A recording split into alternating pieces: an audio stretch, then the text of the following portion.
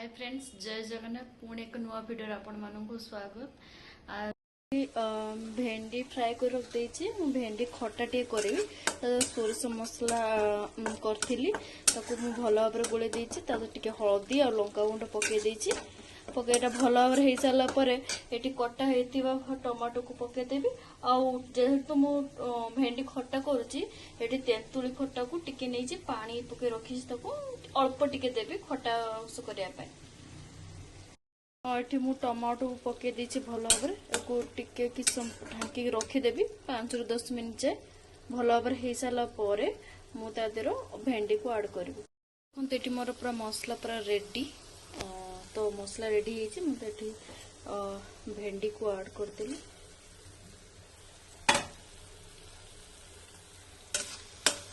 भलो भाबरे मिक्स कर देबी। गोटे मिनिट परे मु तादर टमाटो जो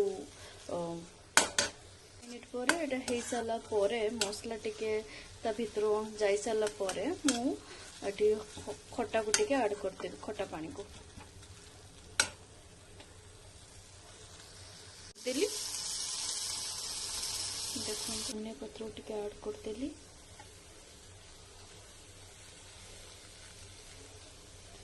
मोर फाइनली हे गला भेंडी खट्टा। मु टिके ड्राई रखिछि, आपण माने चाहिले भी टिके पानी पानी रखि परिबे। आ जो माने भी new subscriber please subscribe my channel और लाइक करंतु, ढेर सारा भल पाइबा दियंतु।